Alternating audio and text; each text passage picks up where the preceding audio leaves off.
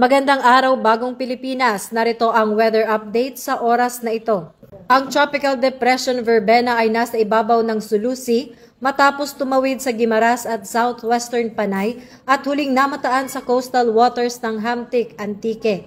Taglay ang maximum sustained winds na 55 km per hour at pagbugso hanggang 90 km per hour habang kumikilos pakanluran, pahilagang kanluran sa bilis na 35 km per hour. Ang Tropical Cyclone Wind Signal number 1 ay nakataas sa buong lalawigan ng Antique, Aklan, Capiz, Iloilo, Guimaras, Negros Occidental, Negros Oriental at Cebu sa Visayas, at sa malalaking bahagi ng Occidental Mindoro, Oriental Mindoro, Romblon, Northern at Central Palawan, kabilang ang Calamian, Cuyo at Cagayancillo Islands, at bahagi ng Masbate sa Luzon. Inaasahang maglalandfall ito sa Northern Palawan ngayong gabi at posibleng umabot sa kategoryang tropical storm habang papalapit sa isla bago lumabas ng Philippine Area of Responsibility sa Huwebes ng madaling araw.